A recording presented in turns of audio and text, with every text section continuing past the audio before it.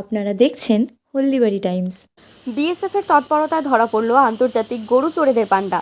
বৃহস্পতিবার ভোররাতে বাংলাদেশি গরু পাচারকারীকে গ্রেফতারের পর এমনটাই দাবি 15 নম্বর ব্যাটালিয়নের বিএসএফের। যদিও একই দাবি করেন স্থানীয় বাসিন্দারাও।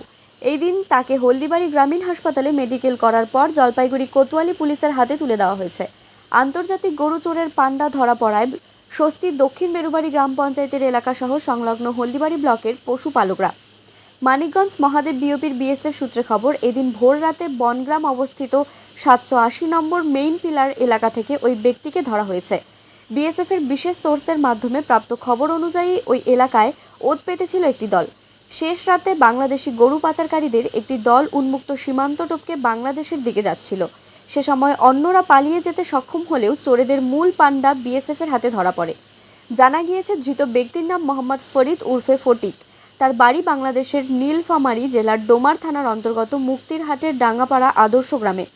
ধৃতের কাছ থেকে নগদ বাংলাদেশি 1070 টাকা উদ্ধার হয়েছে। স্থানীয়দের বিগত কয়েক বছর ধরে ওই গ্রাম পঞ্চায়েতের সীমান্তবর্তী গ্রামগুলিতে হঠাৎ করে গরু চোরেদের উপদ্রব বেড়ে যায়।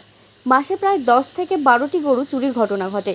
এতে 25 থেকে 30টি নিয়ে যায় দুষ্কৃতীরা। তাতেই এলাকায় কৃষকরা আতঙ্কিত হয়ে পড়েছিলেন। চোরের উৎপাতে গ্রামবাসীরা অতিষ্ঠ হয়ে উঠেছে। সীমান্ত এলাকায় বিএসএফ সহ পুলিশ সর্বদা টহল দিলেও গরু চুরি বন্ধ হচ্ছে না। এ কারণে অনেকে এখন রাতের বেলায় গোয়ালঘর পাহারা সহ চোরেদের ভয়ে কেউ গরুকে তালা দিয়ে আটকে রাখছেন।